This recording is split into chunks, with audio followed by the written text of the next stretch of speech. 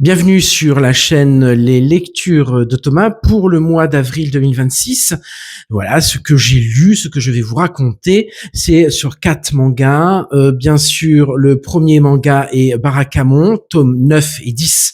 Ce calligraphe, toujours sur cette île, ce jeune mec qui va à la fois éprouver beaucoup de sentiments par rapport aux habitants et puis à la fois la coutume japonaise, notamment quel est le lien avec son père, mais aussi quel est le lien entre intervillages. C'est toujours assez sympa, assez rigolo, notamment avec ces jeunes filles des tout petits qui notamment Waru qui est formidable, vous verrez, je vous expliquerai. Et puis deux mangas sur Léonard de Vinci, excellent, qui décrit de sa jeune vie jusque dans ses années 30, trentaine, quarantaine. Voilà, excellent, très beau dessin, je vous expliquerai là aussi également. Eh ben écoutez, bon visionnage, n'hésitez pas à aimer et puis bien sûr à vous abonner à ma chaîne. Merci beaucoup. Au revoir.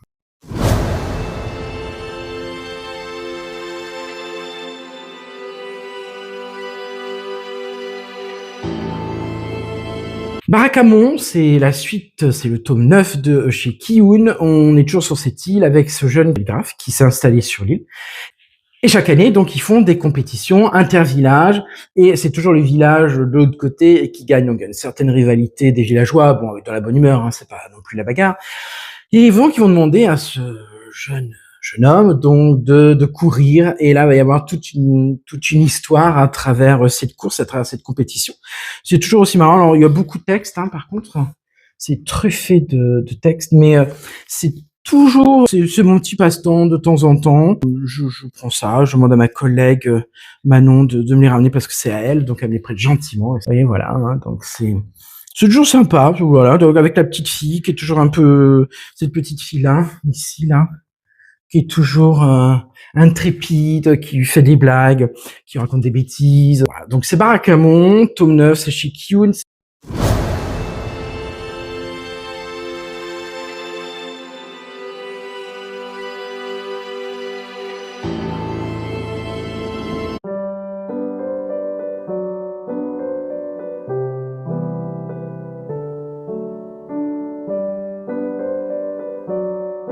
Barakamon, tome 10 de Satsuki Yoshino, donc ça nous raconte toujours, donc c'est chez Kyun, hein, ça nous raconte toujours ce jeune calligraphe qui est parti sur l'île, car elle avait fait une grosse bêtise pendant une exposition, et là, son père arrive. Alors, ils ont une relation pas mouvementée, mais le père est très connu, c'est un calligraphe reconnu au Japon, un peu comme un dieu vivant, et bah son fils se porte en porte-à-faux par rapport à lui. Qu'est-ce qu'il est, qu'est-ce qu'il représente, quelle est sa méthode de calligraphie par rapport à son père, comment il pourrait pas être en concurrence, mais peut-être apprendre des choses et pouvoir le surpasser, parce que bah, la calligraphie évolue constamment.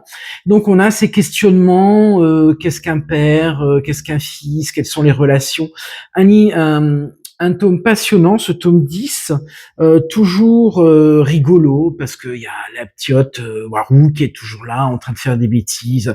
Voilà, c'est à la fois des questions essentielles par rapport à un fils à son père et un père à son fils, et aussi je vous dis, c'est teinté d'humour. Alors des fois on a un sourire, des fois on se marre, hein, faut comme pas se cacher, et c'est toujours aussi bien. C'est le 10e tome, donc il y en a 19 pour l'instant. Donc c'est Barakamon, tome 10, c'est de Yatsatsuki Yoshino, et c'est chez Kyun, et je vais vous montrer, là c'est la mère du jeune, là c'est le jeune protagoniste, là c'est la mère du jeune protagoniste, et je vais vous montrer aussi le père. Voici le père ici, vous voyez, grand maître de la calligraphie. À lire.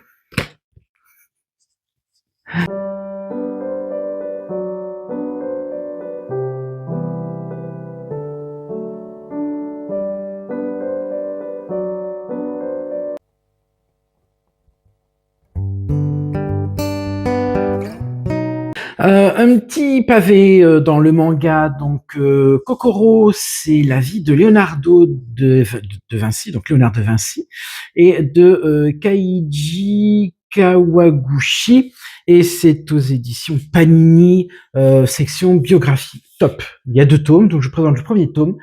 Et donc ça nous décrit cet enfant de 13 ans qui vient du village Vinci, donc ça s'invente pas, hein. Donc Vinci, et donc il a, je dirais, ce sont les grands-parents qui l'élèvent à ce gamin, et il a déjà quelque chose un peu talentueux dans le dessin. Il est toujours dans les forêts, il est toujours dans la forêt à côté de la maison des grands-parents. Et là, il dessine. Il commence à dessiner, etc. Et il tombe sur Laurent de Médicis qui se balade à cheval, donc discute parce que suite à la chasse qu'a fait Laurent de Médicis, il a tué un faisan, et Leonardo le dessine vivant. Et donc Laurent se questionne, mais pourquoi tu l'as dessiné vivant? Et puis de fil en aiguille comme ça, l'histoire se poursuit et on le rencontre. Donc son père vient le chercher. Et son père a une jeune épouse qui a 3 ans de plus que Leonardo, donc 16 ans, hein. Et donc là, le père un peu vaniteux qui veut rentrer dans la cour des Médicis emmène le fils donc à Florence. Et là commence pour Léonard la vie d'apprenti, d'élève auprès d'un atelier d'un peintre connu et reconnu de l'époque. Et là, on voit donc voilà le jeune adolescent commençant à rencontrer des femmes, qui commence à dessiner, qui commence à faire des dessins pour élever des objets, des grues, élever les objets, notamment cette boule qu'on doit mettre sur une église, et lui il invente. Donc c'est passionnant. Les dessins sont super beaux. J'ai adoré. Alors je vais pas vous montrer. Alors il y a des scènes de femmes nues. Voilà, il y a des scènes. Bon là, ça c'est pas Léonard. Hein, il est juste là, Léonard. Hein, voilà. C'est tout ce que je voulais dire parce que c'est quand même important. Si vous mettez ça dans les mains de jeunes, d'enfants de 9-10 ans, ça pourrait être compliqué. Mais par contre, à partir de 13 ans, c'est totalement possible. Donc je vais lire le tome 2. Et je vous en présenterai aussi ce que j'en ai pensé. Très bien, très très bien, franchement très très bien. Léonard, Kokoro, la vie de Léonard de Vinci, c'est Panini. Et c'est de Kaiji Kawaguchi. Voilà.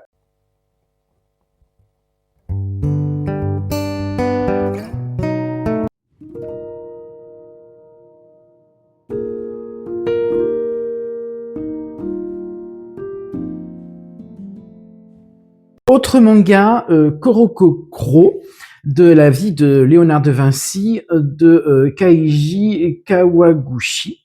Et là, ça m'a raconté le 2e tome. Voilà, 2e tome.